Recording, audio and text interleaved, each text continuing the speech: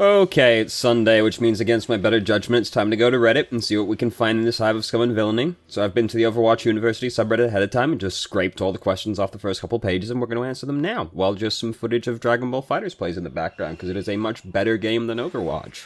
And if you're wondering which side I'm on, just look for whichever side started with Android 21. So the first question is, which program do you recommend for recording the game?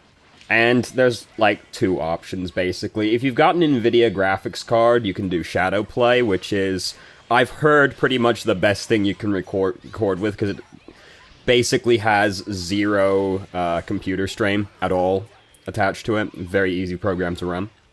And if you can't do that, then, because you've not got an NVIDIA graphics card like me, I've got a disgusting AMD graphics card. Best thing you can use is basically OBS.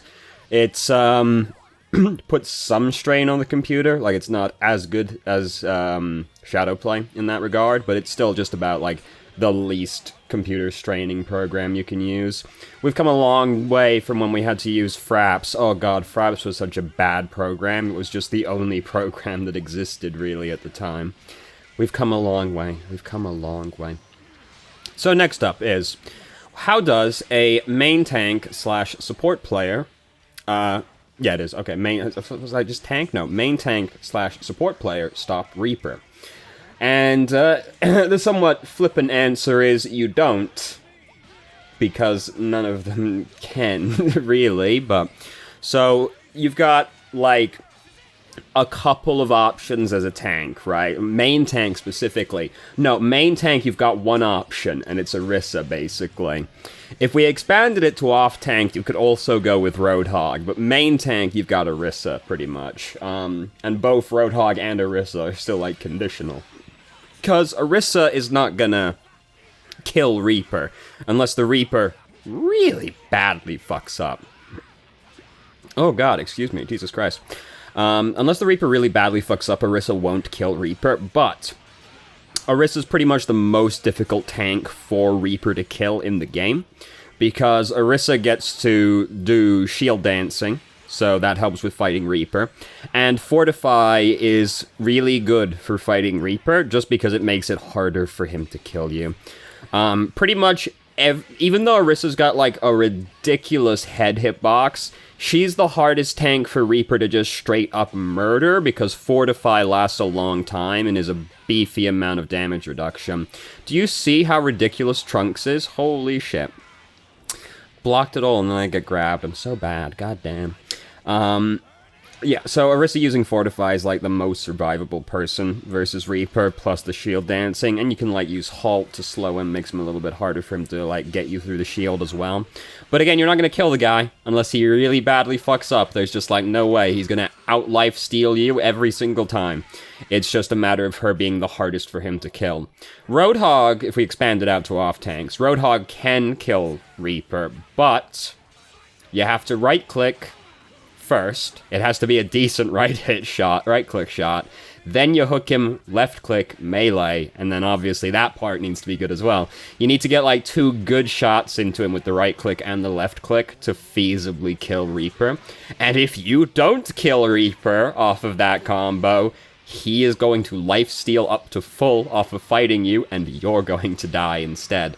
So you've gotta, like, do it right, or Reaper's gonna kill you as Roadhog as well. And that's it. Those are your options as tank. Like, nobody else in the tank slot, like, feasibly can do anything to Reaper. Sigma might. We'll see how Sigma ends up shaking out once people get used to playing the guy, but as of current, those are your 2 options. And main support, you got Ana.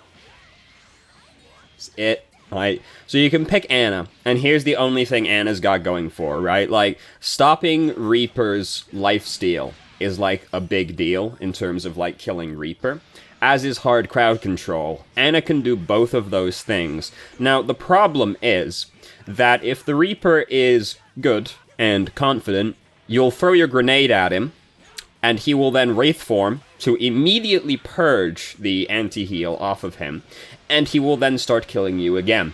So at that point, so you've basically got to use both your cooldowns to stop the guy, because you've got to throw the bio grenade on him, he'll use Wraith form then, and either run away, or keep fighting you, And if he keeps fighting you, you hit him with the dart. Zamasu, shut the fuck up. Holy shit. Everybody else gets like 2 words as their finisher. Zamasu's talking for like 10 minutes. What was I saying? Oh yeah. So then you Trank Reaper after he's used Wraith form, and at that point, hopefully you'll kill the guy, or your team will help you kill him, because you're not going to kill him as Ana at that point, obviously.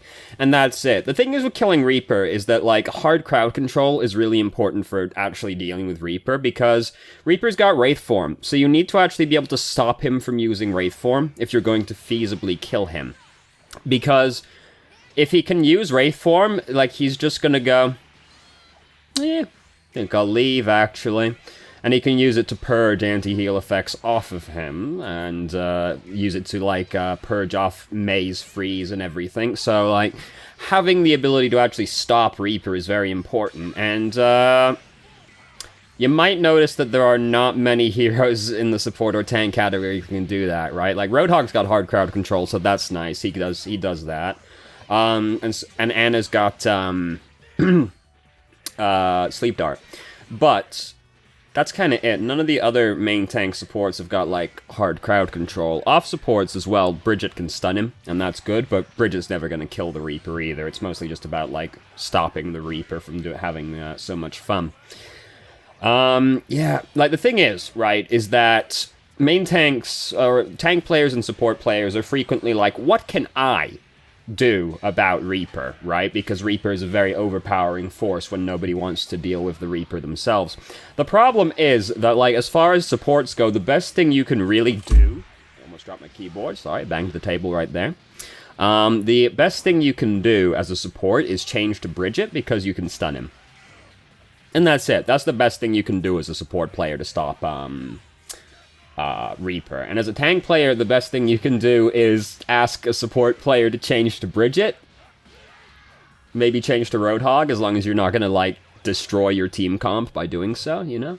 So, those are your options, dude. Like, Reaper counters tank players, right? Like, Reaper counters tanks. So, every tank is going to have trouble doing something to Reaper by themselves, because that's just the nature of it. He counters the tanks, right? And supports do very little countering. It's the DPS players that get to do most of the countering in this video game.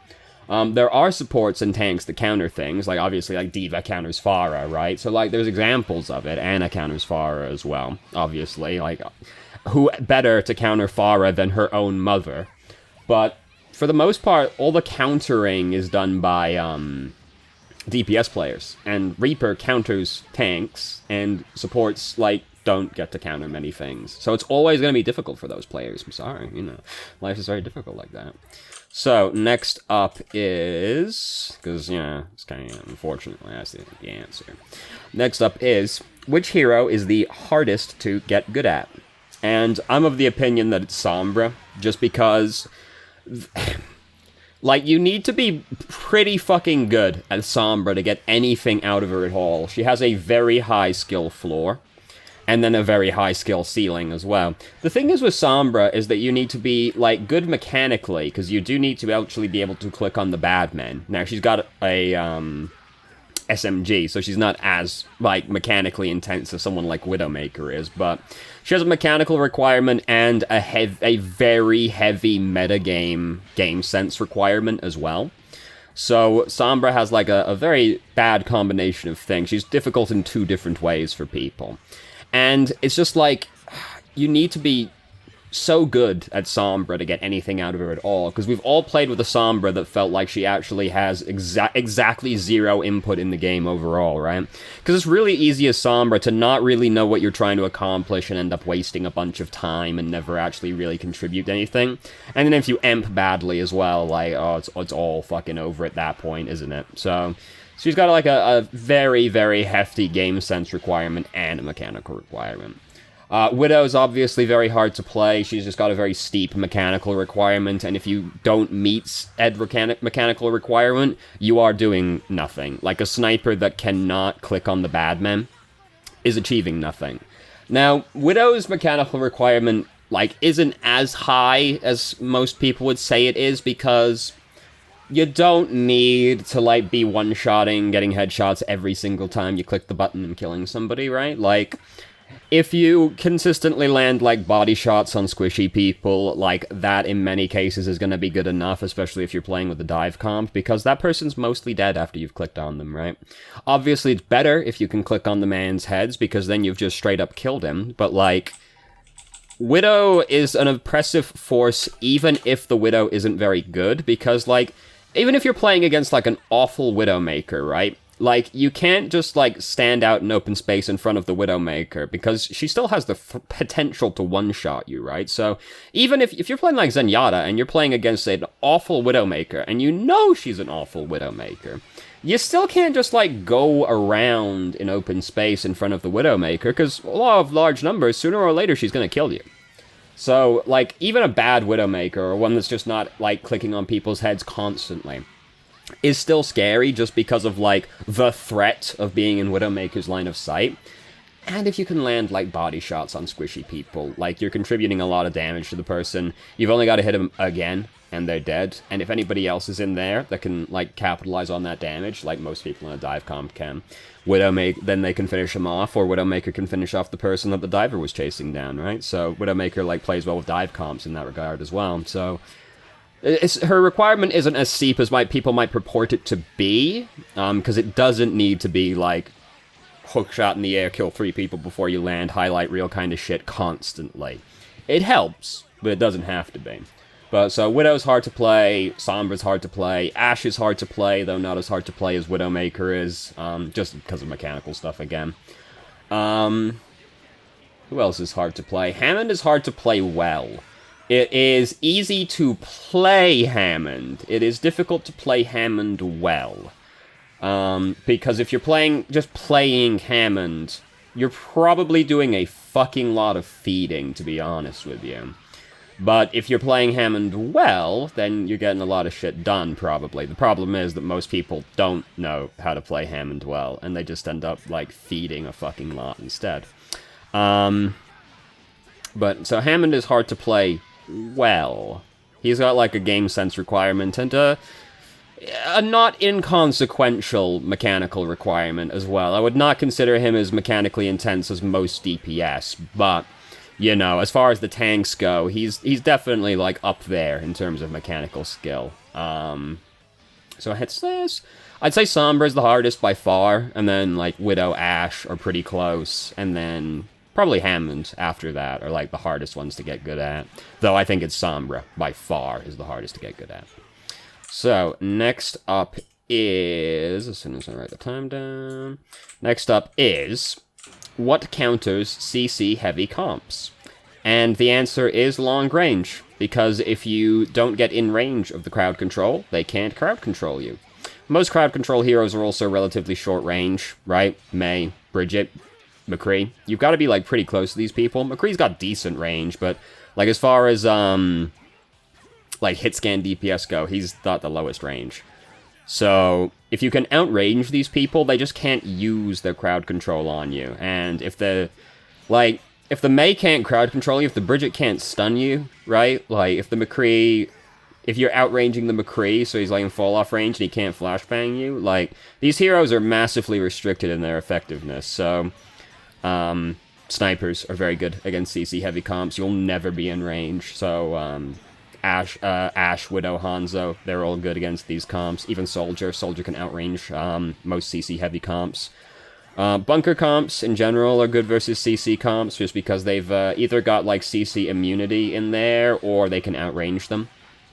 Because, like, Orisa isn't necessarily going to outrange them, but she's got crowd control immunity in Fortify. Reaper has got ways to dodge crowd control, though you've got to read it. Mei can outrange crowd control comps, just because right-click's pretty good, and she can dodge it as well with Ice Block. Also, if they don't, like, pump enough damage into Mei after they've crowd controlled her, Mei doesn't die, so, you know, that ends up being the case as well. But the most easy way to counter a CC comp is just to outrange them, so pretty much I'm saying go double sniper versus a CC comp, and then go, like, bunker around the two snipers, pretty much, is the easiest way. Now, the problem you might say there is, what if nobody on my team is good at playing snipers? Split the difference and have them pick Soldier and Ashe. They'll still be able to outrange them, but they don't need to be as good. Look at that fucking blue-ass Android 21 right there. It's incredible, isn't it? She looks like a sentient blueberry. It's ridiculous. I kind of like it, though. Anyway, it's a new skin. That's why I was pointing it out. Well, a new color. It's not really a skin, is it? Anyway, so that's kind of the answer there. There isn't much else to say about that one. Outrange the CC comp, and it will not be so much of an issue for you. Next up is, why are all the pros running Mei now? So, the thing is with the pros, is that they're always going to be interested in having utility. Like, D.Va is picked in pro games because she has Defense Matrix, right? Utility in general is very strong, but pro players are going to be the ones that take the most advantage of it, right? Because, like, obviously utility is good. That's why Ana and Batista are the two best supports right now. They have fuck tons of utility. But and the thing is as well, is that the pros, like, they aren't going to be allowed to play GOATs anymore, but if you pick Mei Reaper, that's pretty close to GOATs. Like, that's very similar to GOATs, so that's, like, probably what's a lot of it's gonna be. Maybe not the Reaper, necessarily, but, the Mei, like, 100%, also kind of fills the gap in for the GOATs, so Mei's gonna be, popular for that reason as well, but like, if the team can coordinate around the Mei, which you would expect pro players to be able to do, Mei's, like, incredibly obnoxious to do stuff around, right? Because if the pro players are playing around Mei, and they've got, like, a Zarya on their team, a D.Va on their team, what have you, like, the Mei will be able to, like, go up and do, like, really aggressive stuff to slow, like, the entire enemy, slow and freeze, like, the entire enemy team. And the pro players are going to be good enough to coordinate around that Mei player and, like, focus their, like, bubbles, defense matrix, the healing on the Mei to make sure she doesn't die when she's, like, running up ahead of the shield or anything like that. And she'll be able to, like, put in a lot of work, like, slowing the enemy team. On top of Blizzard being, like, absolutely abhorrent to do stuff around, on a lot of objectives, so there's that as well.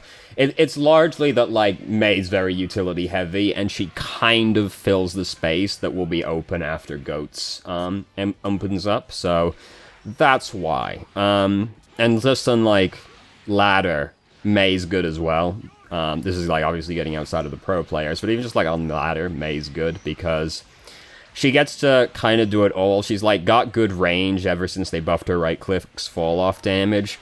And there are a lot of maps where Mei is extremely oppressive because of the walls and Blizzard. Plus, if your team doesn't want to, like, coordinate and, like, if the enemy team is disorganized, then Mei gets stronger, because Mei is able to capitalize on people not playing together at the same time, because if Mei finds a person by themselves, kind of off doing their own thing, Mei's gonna get him, dude. Mei's gonna fucking get him.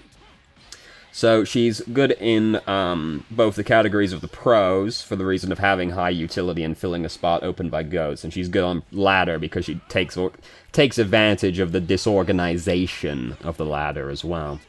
But yeah, I'm expecting to see a lot of Reaper Mei as far as the pro games go. Maybe not the Reaper, but I also wouldn't be surprised about the Reaper.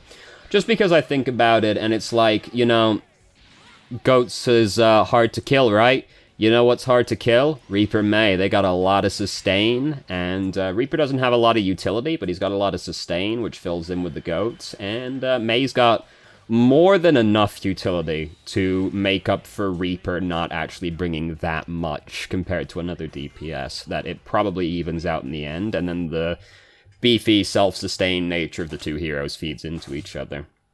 So, there you go. That's why the pros are playing a lot of Mei. I assume, anyway. I should point out that I don't really follow Overwatch League that closely, but that would be my assumption as to why she's so popular right now.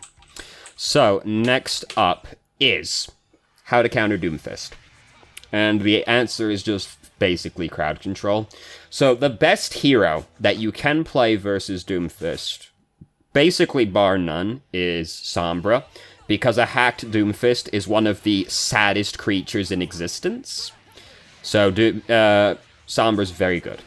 Now, Sombra's hard to play, obviously, so the next best one you can play is McCree, because you can stun him and kill him.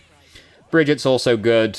May's okay, but if the Doomfist's playing around you, you won't really get to bully him as much as you'd like, so those are your best options. It's basically crowd control, and, similar to the Reaper situation, if you're playing a tank, there's not a lot you can do versus Doomfist, really. The best thing you can do is ask one of your teammates to change to a Doomfist counter, or pick Roadhog, assuming that's not going to butcher your comp in doing so, because Roadhog's the tank that's got easiest hard crowd control.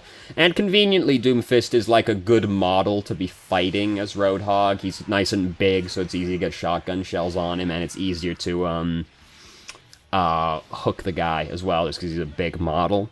The problem is he'll probably survive Roadhog shotgun and hook combo, just because his shield is extremely obnoxious and gives him, way more sustain than he has any right to.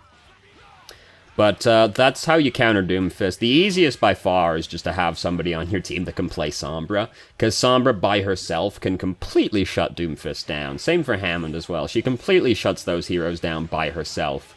Now, the problem is that having somebody that can play Sombra is quite difficult. It would almost look like I knew what I was doing right there. Holy shit.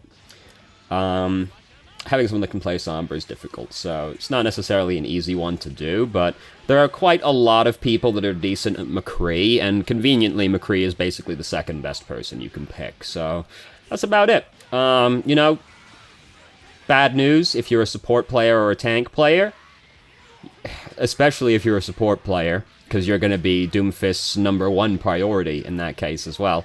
Bad news if you're a tank or a support player. You don't have very many options. You've basically got Bridget and Roadhog as your options. Orisa, can fight Doomfist, Orisa's not gonna die to Doomfist unless you get caught unawares or, really fuck up. But, look at that. Zamasu was talking for, 20 minutes, and Vegeta just goes, I am Super Vegeta. Good, astute observation there, Vegeta. Orisa isn't gonna die to Doomfist unless you fuck up or get caught unawares, but you're not gonna really bring much to actually stopping the Doomfist outside of maybe halting him and therefore fucking up his uppercut combo. But you'll not, solve the Doomfist issue as, Orisa. And, Sigma is likely gonna get absolutely dumpstered by Doomfist, so... Or at the very least, just, not accomplish much of anything versus him, so... life is hard sometimes. Sorry, Doomfist is an obnoxious hero, and frankly, I would love if he was just deleted from the game. I feel like Doomfist will always be a balance issue, and he'd be easy to just remove him, but that's just me. So next up is it ever a bad idea to taxi your Mercy? And basically no, outside of, situations where, obviously you don't want to leave in the middle of a fight that is actively happening to try and get the Mercy back faster, because then while you're getting the Mercy back, your team is fighting 4v6, which is really bad, so you don't want to do it then. Other than that, pretty much, unless if you think a fight is about to happen in the next, 5 seconds, you don't want to leave either. For the same reason that then the enemy team will be engaging on your team 6v4, which is really bad. But if the fight is, any longer than 5 seconds, you'll probably be able to go and taxi the Mercy back close enough to the fight happening that you leaving the fight will be relatively inconsequential. Because it's not exactly it's not exactly an arduous process to taxi a Mercy back on most maps. It's just you don't want to leave during a fight or right as a fight is starting. But outside of that, no, it's pretty much never going to be bad to taxi the Mercy back. No, I can't think of a single other instance in which it would be bad to do it other than those two. So next up, and this is actually the last question for this week, is how effective is a flex main? And my opinion on flexing has always stayed relatively the same, which is that it is better to be specialized than to flex, especially with 222 coming up. It's going to be way better to be specialized in a role rather than flexing. So the thing is with flexing is that, and this is why it was better before 222, as to when 222 comes in, it's going to be less good as well, is that you're pretty much saying that you're going to give up on some of your effectiveness so that somebody else can be playing a role or hero that they are much more confident in. And therefore, the team will end up being stronger overall because you're playing something you're at least okay at, and the other person is playing something they're very confident at. That's the idea, anyway. So, obviously, that doesn't matter with 222, because people will be playing what they want to play. Right, there's no need to be filling the space so that they can do what they want. They're going to already be doing what they want. It's just like, if you're flexing, you're going to be okay at a bunch of champions, but or heroes, sorry. Half the games call them champions, and half the games call them heroes. You're going to be, like, less good on most heroes, right? You're going to be okay on a bunch of them, but the more heroes you're playing, the less rapidly you'll be improving your skill on all of those heroes. So you're going to end up being weaker across the board, but hopefully much more flexible. But it's always been better, in my opinion, to just specialize in something, because it's way easier to, like, if you're a flex mate, you're usually saying that you're not going to carry the game. You're going to facilitate other people carrying the game. Now, the thing is that you're the only thing in the game that you can actually control, right? So it doesn't make any sense to me, conceptually, to go, I am going to hope another person carries me, right? If you specialize rather than flexing, you're much more likely to be able to carry the game yourself because you're playing heroes that you are better at, right? Even if that hero isn't typically viewed as one that can, like, hard carry a game. If you are really good at that hero, you will be able to hard carry the game anyway. I have definitely seen Mercy players that have carried a game, but it's just harder for them to do it. But if you're really good at that character, dude, you can do it. Like, most people say supports can't carry the game. That's not true. Supports can definitely carry the game. It's just harder to do it than most other characters.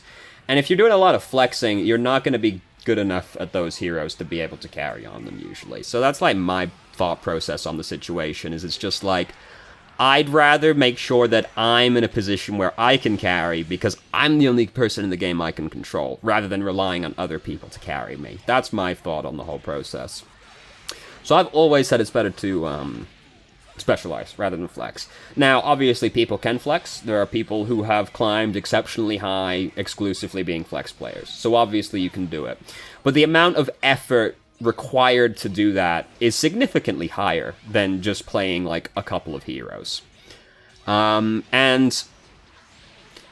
I would say now, like, with the introduction of the 222, I would say you definitely don't need to, like, flex in the same sense anymore. It is going to be much better now to be able to flex in the regard that you can play most of the heroes in your role to a high degree instead. Because now, you can just pick tank, you can just pick support, you can just pick DPS. So you'll be able to consistently practice those roles. So you should be able to play more of the heroes in that role, given that you can now guarantee you'll be able to select them. Because previously I would have said that ideally you can play, like, 2, maybe 3 heroes in your specialized role, and then, like, 1 or 2 heroes in everything else. I think it is now more reasonable to expect you to be able to play, like, 4 or 5 heroes in your role, to a decent degree, and you obviously don't need to be able to play any of the other roles to any kind of degree anymore, because you can just pick what you want to. Yeah, so I think in upcoming times, it will be better to just be able to reflex in... I'm a DPS player, and I can play, like, 9 of them to a good degree, right? That's an excessive number. I can play, like, 6 DPS to a decent degree, right? It's definitely not feasible to be able to play most of the DPS. There are too many DPS for that to be realistic. But I can now play, like, 6 DPS to a good degree, because I can consistently practice DPS now, right? Because I can just pick it. I haven't got to fight anybody else to do it. I can just be a DPS. So now I can pick a lot of different DPS. I can now flex into more team compositions on that role. I can counter-pick more people on my role.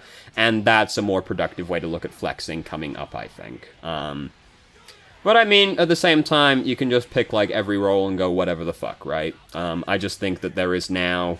I think doing that is going to be actively detrimental in 2.2.2, as opposed to just specializing in a role. But, I mean, you'll be able to do it. I just think it will be significantly harder. 'Cause it's just so hard to, like, practice multiple heroes to a good degree, right? Like, especially when you do have to compete against other people for it. But, you know, we don't have that issue anymore. If you want to play a DPS player now... Dude, there was a question this week that on the Reddit that was like, how do you get to pick the role that you want to play, dude? And obviously this was a DPS player that was saying that, right? Well, fortunately for you, DPS man on Reddit... You don't have to worry about it anymore. You're just going to be able to pick DPS and pick the DPS that you want. So the simple answer to how effective is a flex main is less effective than a specialized player, but still fine, just harder. But look at in the future, I recommend looking at flexing as just being able to play a lot of heroes in your preferred role to a high degree, so you can flex into more team comps and counterpick the enemy if necessary. Though that's mostly what DPS do. If you're really like that's the aspect of flexing that you really enjoy, is like picking multiple things to be able to counter the enemy team very effectively. Because some people like that about flexing, being able to just be really versatile and react to the enemy team to a good degree. If that's like your jam in regards to flexing, pick DPS. That's where most of the counter picking happens, and it's where you've got the highest variety of heroes to play. So if that's the thing you like about flexing, responding to the enemy team comps, just pick DPS and get good at like lots of different DPS. So there you go. That's all the questions I got for you this week. So thank you very much for watching. If you did, if you have any questions, feel free to ask. I'm more than happy to answer. If you haven't already, you can join our Discord and ask questions more directly and have a conversation about them, or just shitpost with us. I've started streaming on Twitch Thursday, Friday, Saturday, 8 p.m. EST till midnight EST. There's a link to the channel in the description. And if you managed to make it all the way through the video and somehow still enjoyed it, please like the video and subscribe for more content of middling quality in the future. And I hope you found the video helpful.